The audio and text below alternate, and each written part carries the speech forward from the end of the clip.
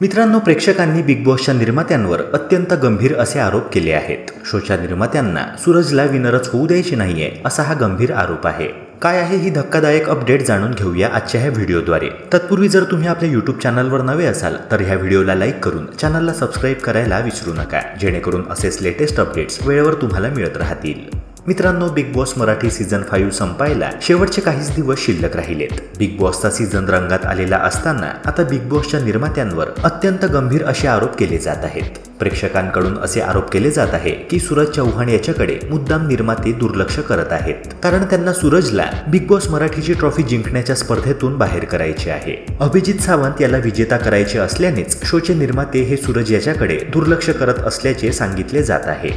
मित्रांनो, latest voting ट्रेंडमध्ये सूरज चव्हाणलाच सर्वाधिक मते मिळतात, कारण त्याचं फॅन फॉलोईंग इतरांच्या तुलनेत प्रचंड आहे। 50%हूनही अधिक मते त्याला मिळत असतात। प्रेक्षक त्याला मोठ्या प्रमाणात मदत करत सुरक्षित करतात, मग तो ह्या खेळात कितीही वेळा नॉमिनेट झाला तरीही। सूरज चव्हाण हाच बिग बॉस मराठी सीझन 5चा विजेता होईल असेही सातत्याने सांगितले जात आहे। शिवाय घरातील सर्वात प्रामाणिक सदस्य सूरज चव्हाणच असल्याचे स्पष्टपणे प्रेक्षकांना दिसून येत आहे। मात्र असे असताना देखील बिग बॉसच्या निर्मात्यांना अभिजित सावंत किंवा अंकिता वालावलकर यांच्यापैकी एकाला बिग बॉस मराठी सीझन 5चा विजेता करायचा असल्यानेच ते सूरज चव्हाण याच्याकडे दुर्लक्ष करत आहेत असा गंभीर आरोप नेटकऱ्यांनी बिग बॉसच्या निर्मात्यांवर लावला आहे। इतकेच नव्हे तर सूरजला शोच्या साध्या फुटेजमध्ये देखील जास्त दाखवले जात नसल्याचे त्याच्या चाहत्यांचे म्हणणे आहे।